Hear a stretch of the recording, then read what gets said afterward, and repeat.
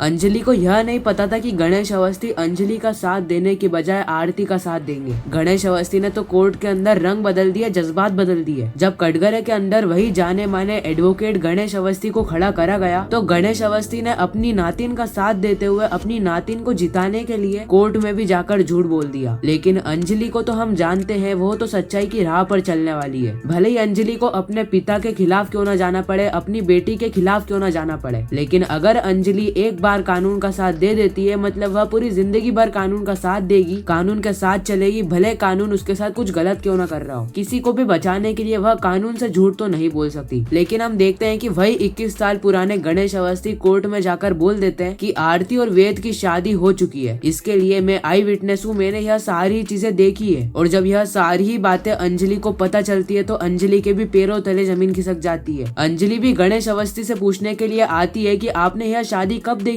अरे यह शादी तो वेद और कली की हुई थी ना, आरती और वेद की शादी कब से हो गई? अंजलि जज साहब को समझाने की कोशिश करती है लेकिन इस वक्त तक जज मानते नहीं है। कोर्ट तो सबूत के ऊपर चलता है और जितने भी सबूत राघव सिंह राजपूत ने बताए थे वह सारे ही सबूत यह इशारा करते हैं कि आरती और वेद की शादी हो चुकी है। लेकिन अंजलि भी कोर्ट के अंदर यह दावा करती है कि वह एक दिन बाद वापस से यह कोर्ट के अंदर आएगी और एक दिन की मोहलत के बाद वह कोर्ट के अंदर यह साबित कर देगी कि आरती और वेद की शादी नकली थी। असली शादी अगर किसी की हुई है तो वह है कली राजवंशी और वेद राजवंशी। और हम सभी जानते हैं कि अंजलि ने एक बार कह दिया मतलब अंजलि यह केस को जीत कर ही जाएगी। तो आखिर अंजलि ने यह केस किस तरीके से जीता जिसके बाद राघव सिंह राजपूत और गणेश अवस्थी के भी पैरों तले जमीन खिसक गई। तो आखिर एडवोकेट अंजलि अवस्थी की पूरी कहानी क्या है, आइए जानते हैं आज के एपिसोड में। कहानी की शुरुआत होती है राघव सिंह राजपूत से, जहाँ पर राघव सिंह राजपूत कोर्ट के अंदर सबूत पेश कर देते हैं। सबूत के नाम पर राघव सिंह राजपूत वेद और आरती की शादी की तस्वीरें पेश करते हैं जिसमें वेद भी दूल्हे की ड्रेस में था और आरती भी दुल्हन के गेटअप में। और जब जज साहब यह सारी चीजें देखते हैं तो उनको भी यकीन हो जाता है कि आरती और वेद की शादी असलियत में हुई थी। लेकिन हम सभी को पता है कि असलियत क्या है। ना तो अभी तक वेद की शादी कली से हुई है और ना ही अभी तक वेद की शादी आरती से हुई है। हालांकि आरती से वेद की शादी होने के लिए जा रही थी लेकिन उसी वक्त आरती ने बड़ा खेल खेल दिया। कली को मंडप में बिठा दिया दुल्हन के गेटअप में, लेकिन उसके अंदर भी एक झोलमाल हुआ। जिस सिंदूर का प्रयोग किया गया वह सिंदूर ही नकली था। राघव सिंह राजपूत कोर्ट को यह साबित करना चाहते हैं कि आरती और वेद की शादी असली है, जिसके बाद कोर्ट भी यह फैसला सुना दे कि राघव सिंह राजपूत इस केस को जीत चुके हैं। अंजलि का दिमाग इस वक्त तक खराब हो जाता है और अंजलि भी कोर्ट के अंदर उठ के कहती है कि राघव सिंह राजपूत झूठ बोल रहे हैं। अब हम भी जानते हैं कि यहाँ पर जज साहब कैसे यकीन करे अंजलि की बातों पर, क्योंकि सारे ही सबूत राघव सिंह राजपूत की तरफ इशारा कर रहे हैं। राघव सिंह राजपूत इस बात को और मजबूत बनाने के लिए कटघरे के अंदर गणेश अवस्थी को बुलाते हैं। वह कहते हैं कि यह शादी जिस इंसान ने तय करी थी वह इंसान आरती के नाना जी है और आरती के नाना जी और कोई नहीं बल्कि अंजलि के पापा है गणेश अवस्थी। और गणेश अवस्थी ने ही यह रिश्ता तय किया था और गणेश अवस्थी ने खुद अपनी आंखों के सामने आरती की शादी करवाई थी। गणेश अवस्थी वही गणेश अवस्थी है जो कि 21 सालों पहले राघव सिंह राजपूत के खिलाफ केस लड़ा करते थे। लेकिन आज एक ऐसा दिन आ गया है जहाँ पर गणेश अवस्थी राघव सिंह राजपूत के साथ खड़े होकर अपनी ही बेटी के खिलाफ केस लड़ रहे हैं, सिर्फ और सिर्फ अपनी नातिन आरती के लिए। गणेश अवस्थी कटघरे के अंदर आते हैं जिसके बाद राघव सिंह राजपूत गणेश अवस्थी के ऊपर सवालों की बारिश कर देते हैं। मानो इतने सवाल तो आज तक अंजलि ने गणेश अवस्थी से नहीं पूछे होंगे। सबसे पहला सवाल राघव सिंह राजपूत का यही रहता है कि तुम्हारा नाम क्या है? गणेश अवस्थी बताते हैं कि मेरा नाम गणेश अवस्थी है और 21 सालों पहले भी मैं एडवोकेट था, आज भी मैं एडवोकेट हूँ। मैं राघव सिंह राजपूत के खिलाफ केस लड़ा करता था लेकिन आज मैं राघव सिंह राजपूत के साथ खड़ा होकर केस लड़ रहा हूँ, क्योंकि यह 21 सालों के अंदर कानून ने मुझे एक ही चीज सिखाई है कि मुझे सच्चाई की राह पर चलना है। गणेश अवस्थी गीता के ऊपर हाथ रख के कहते हैं कि मैं जो भी कहूंगा, सच के सिवा और कुछ भी नहीं कहूंगा। एक के बाद एक सवाल गणेश अवस्थी के पास आते हैं और गणेश अवस्थी एक के बाद एक करके पोल खोलना चालू कर देते हैं। गणेश अवस्थी बताते हैं कि आरती और वेद का रिश्ता मैंने ही तय किया था।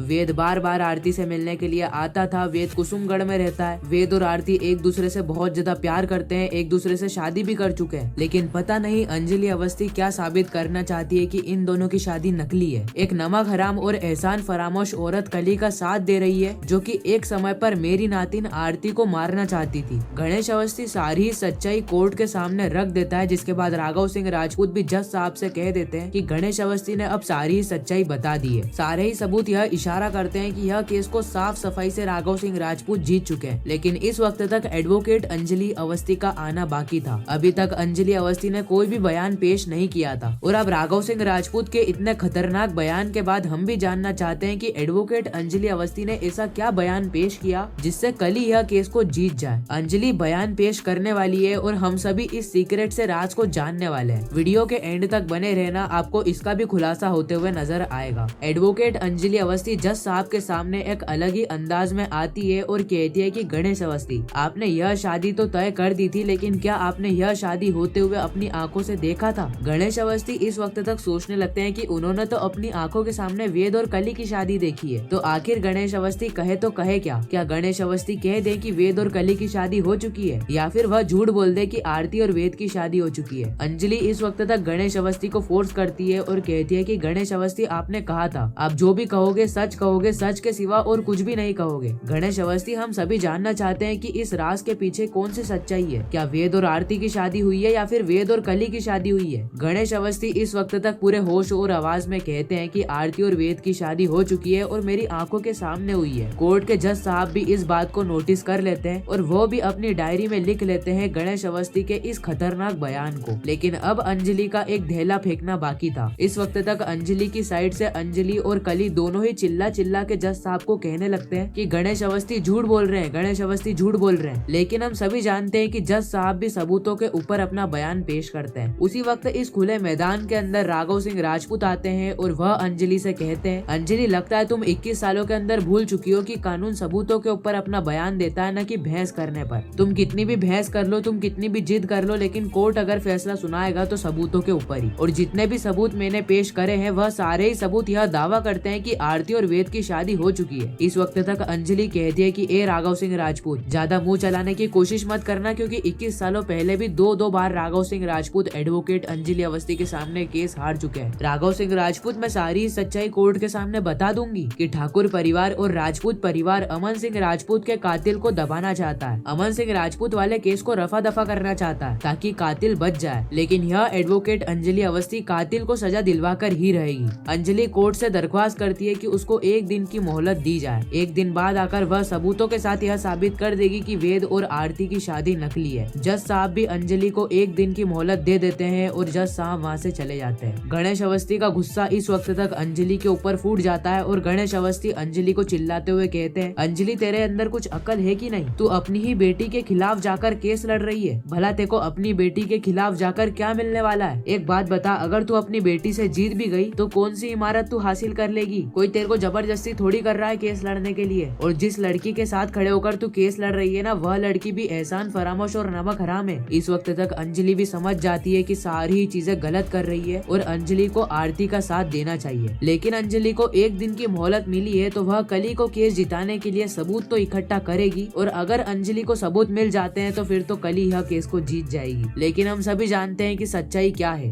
राघव सिंह राजपूत यह केस को जीत जाएंगे और एडवोकेट अंजलि अवस्थी जब यह केस को हार जाएगी, उसके बाद युवराज सिंह ठाकुर अंजलि को फोन करके कह देगा कि तुम्हारी बेटी खतरे में है, तुम्हारी बेटी के पीछे गुंडे पड़ गए हैं, तुम्हारी बेटी अब खत्म होने वाली है। उसी वक्त एडवोकेट अंजलि अवस्थी आरती के पास जाएगी, आरती को सारे ही गुंडों से बचाएगी और एक बार फिर से आरती के दिल में यह जगह बना लेगी कि अंजलि अभी भी आरती के लिए बनी है, हमेशा आरती का साथ देगी और आरती के लिए ही खड़ी रहेगी। खैर, इसी के साथ यह स्पेशल एपिसोड यहीं पर ही खत्म होता है। बाकी मैं मिलता हूँ किसी नेक्स्ट इंटरेस्टिंग वीडियो में किसी नए टॉपिक के साथ। जब तक के लिए गुड बाय।